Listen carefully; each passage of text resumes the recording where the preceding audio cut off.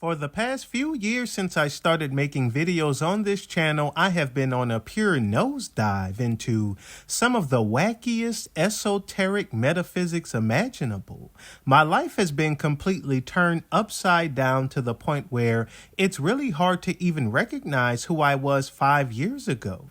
I never thought that me digging into the nature of the universe would fundamentally change who I was as a person. Go figure.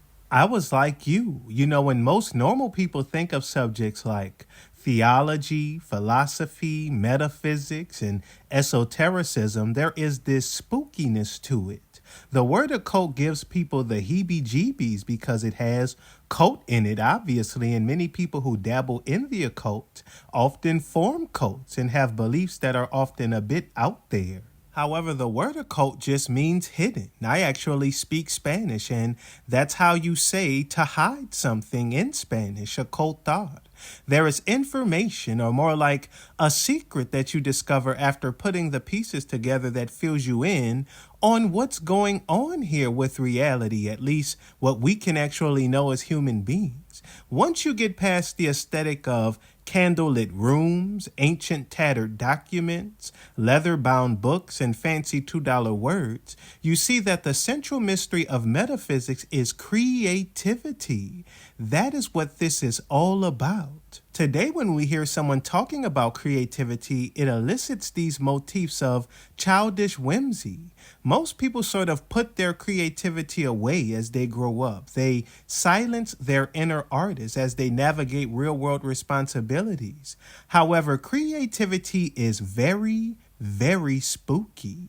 It's like an iceberg where finger painting is at the top, and if you really wanted to, you could go down into the depths where reality itself begins to unravel and reveal what's actually going on here. It really depends on how much you want to know. Some people just like to drive the car. Others want to know how it works. And if you are interested in knowing how it works, I'm creating a body of work off platform. You can go to paramind.org. I explain the metaphysics behind all of this very simply, but only if you're actually interested. I'm not twisting anyone's arm here. But if I'm being honest, what I think I'm really doing is documenting my free fall into the insanity of my fate, which appears to be becoming some kind of artist. You see, it's all about creativity and how you use it. The richest people on this planet are that way because of creativity.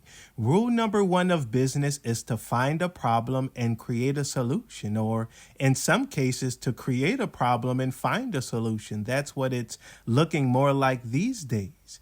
Everything in your life is directly impacted by your creative capacity, relationships, finances, even health. Darwinian evolution is commonly summed up as the survival of the fittest.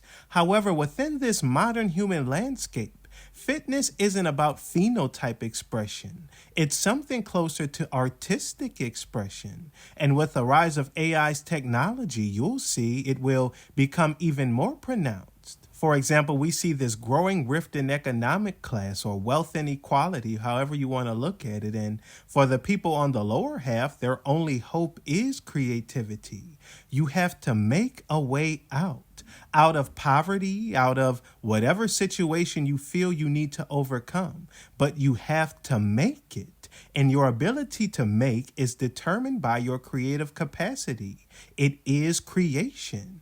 Everything you need is there. It's just about putting it all together. And the beauty of all of this is that you aren't just a victim of genetic determinism. It's not like how if you're born 4 feet tall, you're just screwed. Or if you're over 6 feet, you benefit from the halo effect and get preferential treatment.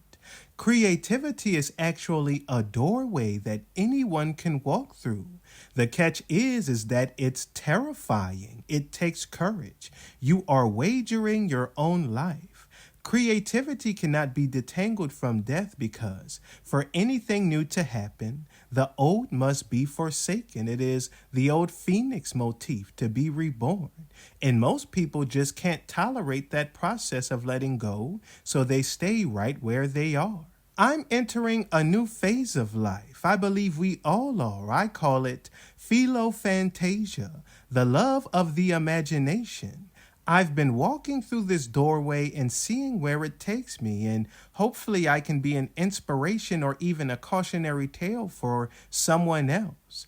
I'm going to share my insights on the metaphysics of art, how creativity impacts relationships, all things in the vein of how creativity shapes our experience as human beings. So, if you are interested in that, subscribe and stick around. If not, it was nice while you were here, and I hope you took something from this.